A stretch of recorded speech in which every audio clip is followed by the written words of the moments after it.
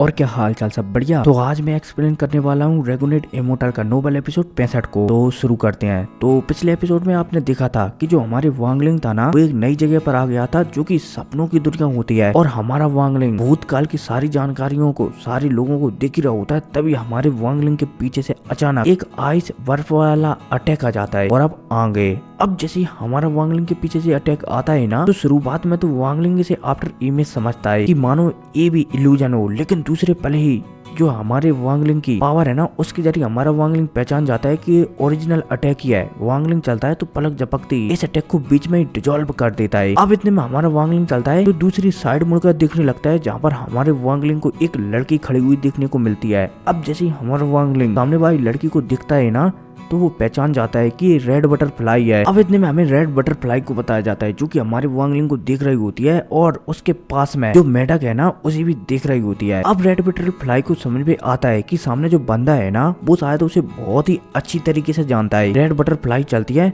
तो वांगलिंग से पूछने लगती है कि तुम मुझे पहचानते हो, तो मुझे बताओ कि तुम कहाँ से आए हो। अब जैसे ही रेड बटरफ्लाई कहती है ना, तो हमारा वांगलिंग चलता है तो रेड बटरफ्लाई से कहने लगता है कि हाँ, मैं तुम्हें जानता हूँ कि तुम जुयू कंट्री की जीनियस हो और तुम्हारा नाम रेड बटरफ्लाई है, लेकिन इसके अलावा तुम जानकर मेरे बारे में क्या ही करोगी। अब जैसे ही रेड बटरफ्लाई हमारी वांगलिंग की बात सुनती है ना, तो वो समझ जाती है कि सामने वाला बंदा उसे इतनी आसानी से अपनी पहचान तो बिल्कुल भी नहीं बचाने वाला। इसलिए रेड बटरफ्लाई चलती है तो थोड़ा सा गुस्सा हो जाती है और वांगलिंग से कहने लगती है कि ठीक है, अगर तुम अपने बारे में मुझे नहीं बताओगे ना, तो तुम्हें यहीं पर बोला जाए तो रेंडूर के अंदर ही रहना है आने वाले 2000 सालों तक, और यहीं पर एकदम मजे करना। अब जैसी रेड बटरफ्लाई ये कहती है ना, तो रेड बटरफ्लाई चलती है तो वो वांगलिंग की ओर घूर घूर कर दिखने लगती है। अब इतने में हमारे वांगलिंग को भी बताया जाता है, जो कि कुछ महसूस कर लेता है कि मानो रेड बटरफ्लाई का जो डोमेन है ना, वो बहुत ही ज्यादा खास डोमेन है। हमारा वांगलिंग समझ जाता है कि रेड बटरफ्लाई के पास कौन सा डोमेन है। वांगलिंग चलता है तो रेड बटरफ्लाई से कहने लगता है कि मैंने सुना है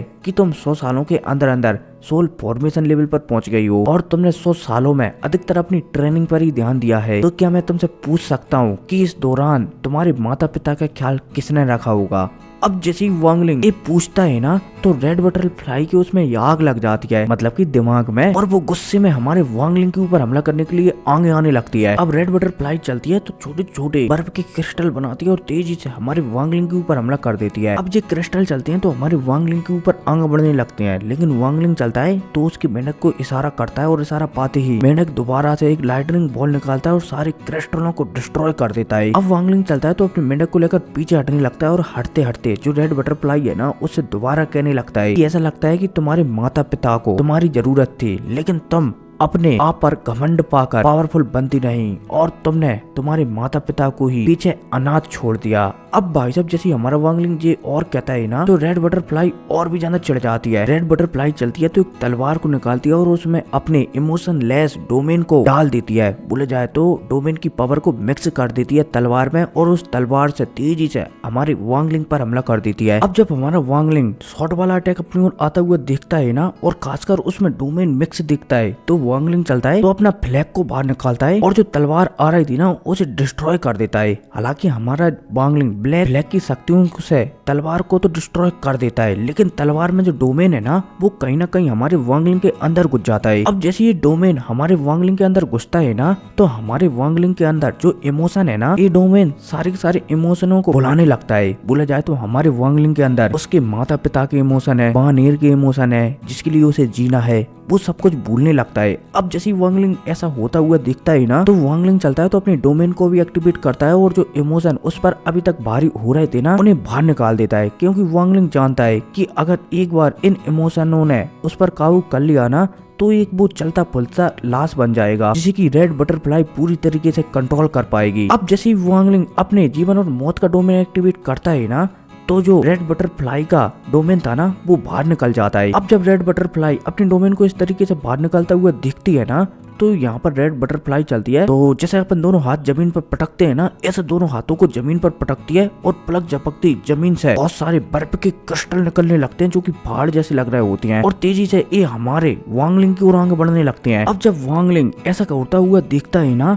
तो वांगलिंग चलता है तो अभी तक हमारा वांगलिंग नीचे था ना, वो पलक झपकती गायब होता है और अपने मेढक के ऊपर प्रकट हो जाता है। अब वांगलिंग समझ जाता है कि सामने वाली लड़की पावरफुल है, इसलिए वांगलिंग चलता है तो यहाँ पर धुंध फैलाकर पलक झपकती यहाँ से भाग जाता है। अब जब रेड बटरफ्लाई वांगलिंग को इस तरीके से भागता हुआ दिखती है ना, तो जो हमारा वांगलिंग ने धुआं वगैरह फैलाया था ना, उसका कुछ अंश रेड बटरफ्लाई के अंदर चला गया था, जिस वजह से हमारे वांगलिंग का जीवन और मौत वाला डोमेन रेड बटरफ्लाई के थोड़ा सा अंदर चला गया था, जिस वजह से रेड बटरफ्लाई को अपने माता पिता की भी याद आने लगी थी। वो फिलहाल के लिए कहाँ हैं और कैसे हैं। अब इतने में सीन सब होता है और हमारे वांगलिंग को बताया जाता है, जो कि तेजी से एक दिशा में भाग रहा होता है और वो महसूस कर रहा होता है कि मानो रेड बटरफ्लाई उसके पीछे लगी हो। अब इतने में हमें रेड बटरफ्लाई को बताया जाता है, जो कि वांगलिंग के डोमेन को देखकर समझ जाती है कि ये सामने वाले बंदे के पास पक्का जीवन और मौत का डोमेन है, क्योंकि रेड बटरफ्लाई ने महसूस कर लिया था जब वांगलिंग ने थोड़े से अंश वाले डोमेन से उस पर हमला किया था। अब रेड बटरफ्लाई चलती है तो वो भी हमारे वांगलिंग का पीछा करने लगती है। अब इतने में हमें दोबारा से वांगलिंग को बताया जाता है, जो कि समझ जाता है कि रेड बटरफ्लाई उसे पकड़ने वाली है, इसलिए वांगलिंग चलता है तो एक जगह पर रुक जाता है और उसे याद आने लगता है कि कुछ समय पहले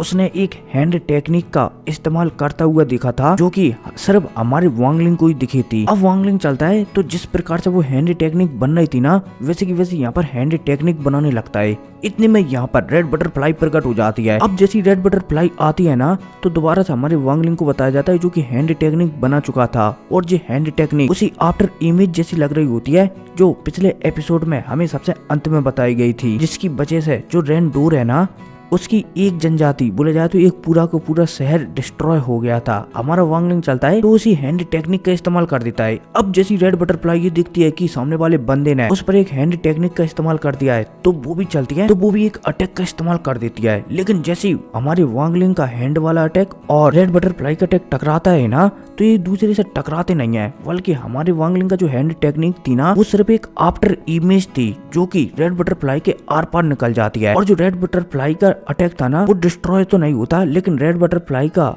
उस पर से कंट्रोल हट जाता है, इसलिए वो भी गायब भी हो जाता है। अब इतने में हमारे वांगलिंग को बताया जाता है, जो कि इसी मौके का फायदा उठाकर एक टेलीपोर्ट करने वाला पोर्टल ओपन करता है और यहाँ से गायब भी हो जाता है। अब रेड बटरफ्लाई हमारे वांगलिंग को इस तरीके से गायब होता हुआ दिखती है ना, तो वो थोड़ी सी और हैरान हो जाती है कि ये बंदा पोर्टलों का भी इस्तेमाल कर सकता है। रेड बटरफ्लाई चलती है तो सोचने लगती है कि शायद ये बंदा रैंक 5 की कंट्री का है। नहीं, हो सकता है कि ये रैंक 4 की कंट्री का हो। जो भी है, ये बंदा बहुत ही ज्यादा खतरनाक हो सकता है भविष्य में, इसलिए इसे खत्म ही करना पड़ेगा। अब जैसी रेड बटरफ्लाई ये सोचती है ना, तो वो इन सारी बातों को नजरअंदाज कर दोबारा से आसपास ट्रेजर ढूंढने लगती है। अब इतने में हमारे वांगलिंग को बताया जाता है, जो कि एक अलग ही जगह पर आ गया था। अब जैसे वांगलिंग यहाँ पर आता है ना, तो वो चारों तरफ लावा ही लावा देखता है। वांगलिंग हैरान हो जाता है कि जिस बंदे का उसने पोर्टल वाली टेक्निक ली है, वो बंदे का सेक्ट आखिर कितना खतरनाक है, जो ऐसी खतरनाक जगह पर अपने टेलीपोर्ट करने वाली पोर्टल बना रखे हैं। लेकिन अब वांगलिंग चलता है तो दूसरे पल ही सोचने लगता है कि ऐसा लगता है कि वो सेक्ट के लोग पहले से ही जानते हैं कि कौन सी जगह पर सबसे ज्यादा उन्हें बेस्ट सामान मिलेगा, इसलिए उसी जगह पर उन्होंने पोर्टल बनाए हैं। अब वांगलिंग ये सब बारी बातें सोचता है और इन सारी बातों को नजरअंदाज करता है और यहाँ पर आसपास ट्रेजर वगैरह ढूंढने लगता है। अब वांगलिंग ऐसा कर ही रहा होता है, तभी हमारे वांगलिंग के पास में अचानक एक पोर्टल ओपन होता है। अब जैसे ये पोर्टल ओपन होता है ना, तो वांगलिंग चलता है तो यहाँ से दूर तेजी से भाग जाता है। हालांकि हमारा वांगलिंग जो पोर्टल ओपन हुआ था ना, उससे बचकर तो भाग जाता है, लेकिन इस पोर्टल में हमारे वांगलिंग के जो कपड़े वगैरह है ना, वो जल जाते हैं। बोले जाए तो जैसे अंतरिक्ष में कभी भी एस्ट्रोनॉइड कहीं से भी आ जाती है ना, और वो किसी से भी टकरा जाती हैं, जैसे अभी फिलहाल के लिए हमारा वांगलिंग जिस जगह पर है ना, वहाँ पर कभी भी कहीं पर भी पोर्टल ओपन होते रहते हैं। या फिर बोले जाए तो नीचे से लावा है ना, वो उछलता रहता है और कभी भी वांगलिंग के ऊपर गिर सकता है। और वांगलिंग बड़ी मुश्किल से अभी हाल एक लावा के जाल से बचा है। उम्मीद है समझ गए होंगे। आगे बढ़ते हैं। अब वांगलिंग है ना, यहाँ से निकल जाता है एक नई जगह की ओर, जहाँ पर जो लावा वगैरह है ना, वो बहुत ही ज्यादा कम हो। अब जैसे वांगलिंग नई जगह पर आता है ना, तो वो महसूस करने लगता है कि यहाँ की ये जगह है ना, ये सबसे ज्यादा छोटी जगह है। हालांकि अभी तक हमारा वांगलिंग 3 जगह जा चुका है। पहला थी वो है जहाँ पर हमारा वांगलिंग सबसे पहले गया था और हमारे वांगलिंग ने एक बंदे को निपटाया था। दूसरी जगह वो है जहाँ पर हमारा वांगलिंग एक बंदे की सहायता से गया था, बोले जाए तो टेलीपोर्ट कर वहाँ पर रेड बटरफ्लाई आ गई थी। और तीसरी जगह जी है जहाँ पर हमारा वांगलिंग आ चुका है। अब जैसे वांगलिंग यहाँ पर आता है ना, तो वो कुछ दिनों तक तो यहीं पर घूमता रहता है, लेकिन इसी बीच में उसे एक घूमता हुआ पोर्टल टाइप का दिख जाता है। अब जैसे वांगलिंग इस पोर्टल को देखता है ना, तो वो अंदर जाने की सोचने लगता है, लेकिन अंदर जाने से पहले हमारा वांगलिंग चलता है तो यहीं पर कुछ दिनों तक इंतजार करता है। जो पोर्टल है ना, उसकी सही तरीके से जानकारी लेता है कि आखिरकार ये पोर्टल कहाँ पर जाएगा, क्योंकि रेंडोर के अंदर या फिर बोला जाए तो सेलेस्टियल रियल्म के अंदर कहीं पर भी ऐसे ही चले जाना मूर्खता मानी जाएगी, क्योंकि पता नहीं भविष्य में बोला जाए तो भूतकाल में यहाँ पर कितने ज्यादा पावरफुल लोग थे।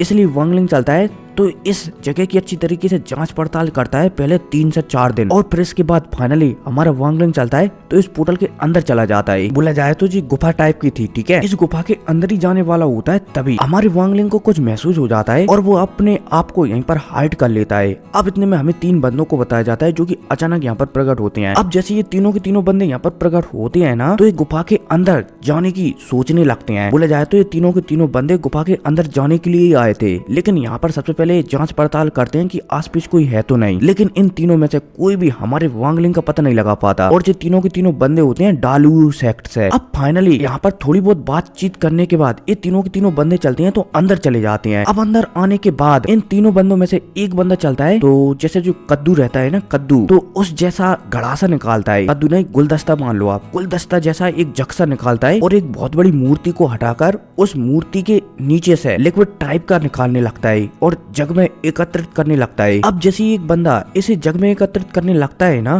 तो दूसरा बंदा पूछने लगता है कि ये क्या है। पहला बंदा चलता है तो बताने लगता है कि एक प्रकार से जो लिक्विड है जिससे अपन जो रेंडोर के अंदर जो भी एनर्जी है ना, जिसे खाकर अपन पावरफुल बन सकते हैं, उसे एकत्रित करने में और रिफाइन करने में इस लिक्विड की बहुत ही ज्यादा आवश्यकता पड़ती है और वो बहुत ही आसानी से रिफाइन हो जाता है। अब जैसे दूसरा बंदा पहले बंदे की बात सुनता है ना, तो वो समझ जाता है कि अब उन्हें जो एनर्जी वगैरह है ना, उसे रिफाइन कर अपने शरीर में डालने की आवश्यकता नहीं है, सीधे के सीधे शरीर में डाल सकते हैं। अब इतने में हमारे वांगलिंग को बताया जाता है, जो कि इन दोनों की बातें सुनकर बहुत ही ज्यादा खुश हो जाता है और वो समझ जाता है कि इन दोनों को निपटाकर जो इनका जग है ना, वो उन्हें छीन लेगा, जिसकी सहायता से वो अपने आप को और भी ज्यादा पावरफुल बना सकता है। अब हमारा वांगलिंग ये सोचकर खुश हो जाता है। इतने में ये दोनों बंदे चलते हैं, तो जैसे जग भरता है ना, तो ये यहाँ से आगे बढ़ने लगते हैं इसी गुफा में। हमारा वांगलिंग चलता है तो दोनों को मारने के तरीके सोचने लगता है, क्योंकि हमारा वांगलिंग जानता है कि दोनों के दोनों सोल फॉर्मेशन के लो लेवल पर हैं, इसलिए दोनों को एक साथ मारना इतना आसान नहीं होने वाला। हालांकि अगर हमारा वांगलिंग सोल फॉर्मेशन के हाई लेवल पर होता ना, तो वो इन्हें दोनों को मार सकता था। इसलिए वांगलिंग इन दोनों पर सीधा हमला नहीं करता, बल्कि सही समय का इंतजार करने लगता है। अब ये दोनों बंदे चलते हैं तो आगे बढ़ ही रहे होते हैं, तभी इनके सामने एक कठपुतली खड़ी हुई देखने को मिलती है, जो कि एकदम सफेद कलर की थी। अब जैसी इन दोनों के सामने कठपुतली खड़ी हुई देखने को मिलती है ना, तो इनमें से जो पहला बंदा है ना, वो दूसरे बंदे को ऑर्डर देता है कि आगे बढ़ो और चेक करो कि ये है क्या। और मैं एक और बता दूं कि ये डालू सेक्ट से हैं, और डालू सेक्ट से 7 या फिर 8 बंदे आए हुए हैं, और ये 2 बंदे हैं ना, इनमें से एक बंदा तो है 3रे नंबर का और एक बंदा है 6वें नंबर का। उम्मीद है आप लोग समझ गए होंगे। आगे बढ़ते हैं, वरना ऑफिशियल एपिसोड आए तो आप कहो कि भाई पहला दूसरा कहाँ से आ गए, वो तो 3रे और 6वें थे। तो आगे बढ़ते हैं। अब इनमें से पहला बंदा चलता है तो दूसरे बंदे को ऑर्डर देता है कि आगे जाओ और चेक करो कि ये हड्डियों का कंकाल जिंदा है या फिर मारा जा चुका है। अब जैसे 6वां बंदा आगे जाता है ना, तो जो हड्डियों का कंकाल है ना, उसके एक हाथ में एक मोती टाइप का था और उसमें लाइट जल रही थी। कंकाल चलता है तो उसी मोती से जो दूसरे या फिर 6वें नंबर का बंदा है ना, उसके ऊपर हमला कर देता है। अब जब दूसरा बंदा अपने 6वें बंदे पर हमला होता हुआ देखता है ना, तो एक शॉट निकालता है और उस शॉट से कंकाल को ही डिस्ट्रॉय कर देता है। अब जैसे ये कंकाल डिस्ट्रॉय होता है ना, तो इसके हाथों में जो मोती टाइप का जल रहा था, जो कि दूसरे नंबर वाले या फिर बोला जाए तो 6वें नंबर वाले बंदे की ओर बढ़ रहा था, वो 6वें नंबर के बंदे में नहीं लगता, बल्कि तेजी से गुफा की ओर भी गहराइयों में जाने लगता है। अब जब दूसरा और पहला बंदा चमकदार मोती को भागता हुए देखते हैं ना, तो ये उसके पीछे लग जाते हैं। अब इनके पीछे हमारा वांगलिंग चलता है तो वो भी लग जाता है। अब फाइनली ये मोती चलता है तो गुफा की सबसे गहराइयों में आ जाता है। अब जैसी मोती गुफा की सबसे गहराइयों में आता है ना, तो यहाँ पर पहले से ही लगभग 9,999 मोती थे। तो ये मोती चलता है तो उन्हीं 9,999 मोतियों में मिल जाता है और सामने 10,000 मोती हो जाते हैं। अब जैसे ही यहाँ पर ये दोनों बंदे भी आते हैं और इतने सारे मोतियों को देखते हैं, तो ये बहुत ही ज्यादा खुश हो जाते हैं, लेकिन समझ जाते हैं कि यहाँ पर वो जिस चीज को लेने के लिए आए हैं ना, बोला जाए तो एक चिड़िया की सोल, शायद वो पक्का यहाँ पर है। और यहाँ पर जब इतने सारे मोती है ना, तो वो पक्का चिड़िया बहुत ही ज्यादा पावरफुल होगी। इसलिए इनमें से जो दूसरा बंदा जो की पहले भी यहाँ पर आ चुका था, वो अपने दिल में डर महसूस करने लगता है। अब दूसरा बंदा डर महसूस कर ही रहा होता है, तभी जो 6वां बंदा है ना, वो दूसरे बंदे में लात हाथ दे देता है कि चल आगे बढ़।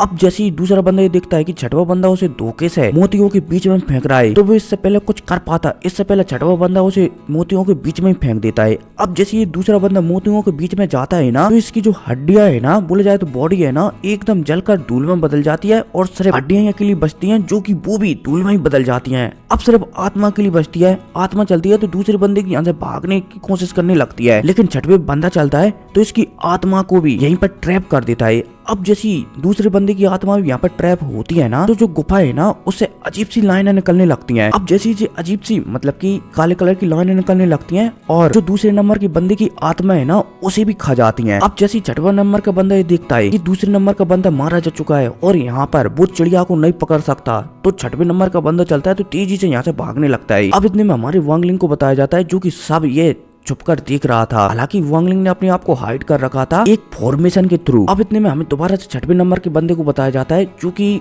अजीब सी लाइन दूसरे नंबर की आत्मा को खाई थी ना, वो छठवे नंबर की आत्मा के पीछे पड़ जाती है और छठवे नंबर का बंदा चलता है तो वो तेजी से इस गुफा से बाहर निकलने लगता है। मतलब कि वांगलिंग ने जहाँ पर अपने आप को हाइड कर रखा था ना, वहाँ से भी एकदम तेजी से गुजरता है सर कर कर। हालांकि एक पल के लिए उसे वांगलिंग महसूस होता है, लेकिन वो बिजी था इसलिए वो यहाँ से भाग जाता है। अब इतने में हमारे वांगलिंग को बताया जाता है, जो कि यहाँ पर छुपा हुआ था। वांगलिंग चलता है तो वो अपने आप को दोबारा से रिवील करता है और कुछ समय पहले जो दूसरे नंबर का बंदा मरा हुआ था ना, जिसने की एक तलवार का इस्तेमाल किया था, उस तलवार के पास जाकर उस तलवार को लेने लगता है। अब जैसे ही वांगलिंग इस तलवार को लेने वाला होता है ना दूसरे नंबर के बंदे की, तभी जो गुफा में से काली लाइन निकली थी ना, वो दोबारा से निकलती है और वांगलिंग के पीछे पड़ जाती है। अब जब वांगलिंग इन लाइनों को अपनी ओर आता हुआ दिखता है ना, तो वांगलिंग इनसे लड़ता नहीं है, बल्कि वांगलिंग चलता है तो इस तलवार को छोड़कर ही यहाँ से भागने लगता है। सिर्फ दूसरे नंबर की बंदे की जो धूल वगैरह थी ना, उससे एक टोकन लेकर तेजी से यहाँ से भागने लगता है। अब जब वांगलिंग भागता है ना, तो ये लाइन हाथ धोकर हमारी वांगलिंग के पीछे ही पड़ जाती है और अब आपको ऑफिशियल एपिसोड में आगे देखने को मिलेगा, ठीक है। और मैं एक और बात क्लियर कर देता हूँ कि भाई जो ऑफिशियल एपिसोड आने हैं ना, वो थोड़े बहुत 19-20 उसमें चेंजेस हो जाता है। इसके अलावा कुछ लोग मुझसे ये भी कह रहे थे कि भाई आप डबल बार एक्सप्लेन कर देते हो, इसलिए अब मैं पीछे का थोड़ा सा भाग छोड़ देता हूँ, जिससे कि अपन